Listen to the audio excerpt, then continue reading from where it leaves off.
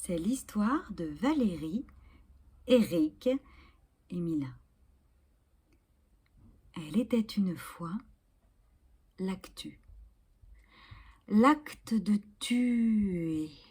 Celui qui a battu. Celui qui a prostitué. Celui qui a violé. Celui qui a abattu sur toi son emprise tranchante depuis que tu étais enfante jusqu'à ce que tu en enfantes. Valérie Bacot, tu es sortie libre et condamnée, car tu avais tant de peines déjà purgées. Mais ils ont encore eu tort, car dans l'actu, on aurait dû lire, une fois n'est pas coutume, c'est toi, ma sœur, qui aurais dû, après l'acte posthume, juger tes juges, pour t'avoir abandonné et perdu, t'avoir placé entre le marteau et l'enclume, entre je meurs et je le tue, sans offrir aucun refuge à notre sœur, détenue par un pédocriminel proxénète.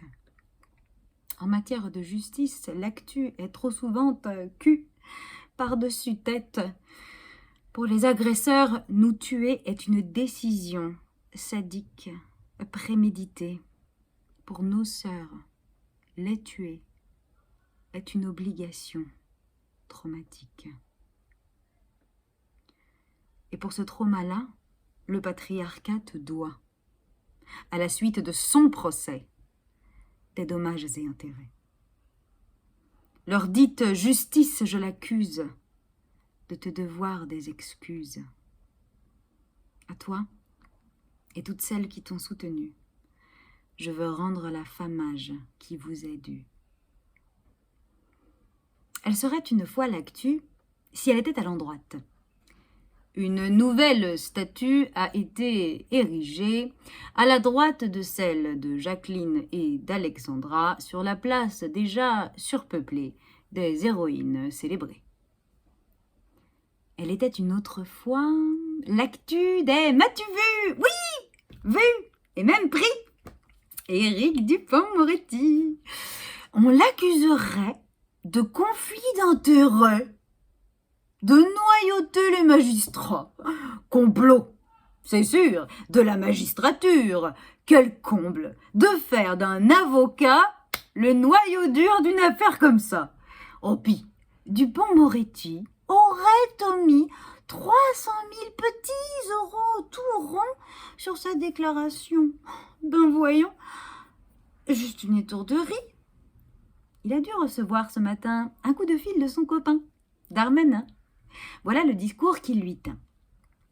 Il est un foie, Éric, le tien. Tu fais pas de bile pour rien. Regarde-moi, le soupçon d'avoir profité de mes fonctions d'élu de Tourcoing, elles disent pour harceler, elles disent pour violer, ne m'a pas empêché de devenir le patron de ceux qui doivent enquêter. Fais confiance à Macron. Il sait tourner l'actualité en banal qu'en dira-t-on jusqu'à ce qu'on n'en parle plus.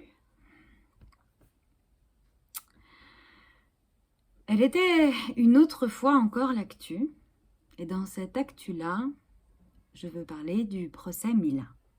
Non pas le procès de Mila, celui-là a été commis par un conglomérat de 100 000 non-juges autoproclamés qui l'ont écroué, enfermé dans l'obligation à durée indéterminée de se protéger. Non, je vous parle du procès qu'elle a intenté contre ceux qui l'ont harcelée, menacée, comme cela ne cesse de nous arriver, pour s'être autorisée comme elle en a le droit à s'exprimer sur de politiques partis et opinions que certains disent sacrées et qu'on appelle encore religion. Et le portrait de son agresseur type n'est pas celui que l'on nous vendait. Oui, ça c'est vrai, c'est un type, mais plutôt blanc, français, athée ou catholique. Ce ne sont pas des gens blessés dans leur foi ou empathiques de qui que ce soit. Ce que l'on voit là, c'est le droit en patriarcat d'impunément commettre des agressions grégaires, testiculaires, entre frères, contre une fille lesbienne, car ils sont outrés qu'elle ne leur appartienne. Et quelques femmes aussi dénonçant la sorcière, dans l'espoir fou après ça qu'il ne les brûle aussi derrière. Espérons en l'effet de ces 11 condamnations.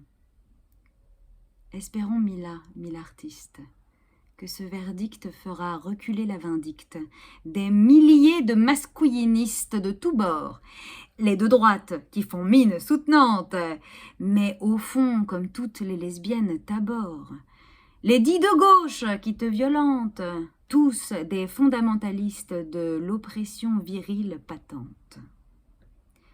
Espérons que librement, tu pourras réaliser Mila tes 1000 talents, que je découvre si inspirante, que tu chantes, que tu aimes, que tu peignes loin des peines. Pour finir, je voudrais à toutes nous dire que lorsque, croyantes lutter, des femmes s'exposent à des conduites risquées, pour elles risquées, c'est que leur trauma explose. Les agresseurs de leur passé les contraignent à se mettre en danger pour se faire disjoncter pour un instant des souffrances, s'anesthésier. Et un autre effet d'une même cause, quand d'autres femmes n'osent pas s'exposer aux attaques infâmes que sur d'autres elles voient déferler, quand elles redoutent, paralysées, que cela ne les empêche ensuite de lutter sur tant d'autres fronts où les batailles vitales sont engagées, quand elles ont peur des représailles pour leur sécurité, on ne peut la leur reprocher. Celles-ci aussi sont nos sœurs traumatisées. N'oublions pas. Qui ne dit mot ne consent pas. Nous avons différentes stratégies de survie, chacune pour nous vitale, suite aux mêmes violences patriarcales. Et lorsque d'autres femmes encore jouent contre elles-mêmes, et donc aussi contre nous, la pire manière de faire, c'est de déverser sur elles une colère amère qui n'appartient qu'à ceux qu'elles croient leurs frères. Passons notre chemin, à la contraire. Continuons de créer la magie des sœurs sières. Elles nous verront ainsi solides, solidaires. Alors, elles sortiront peut-être de leur monde à l'envers. N'allons pas oublier, mes sœurs, ce que nous savons analyser par ailleurs, tandis que nos divisions nous désolent. Que les hommes s'en réjouissent. La sororité politique est notre boussole de justice.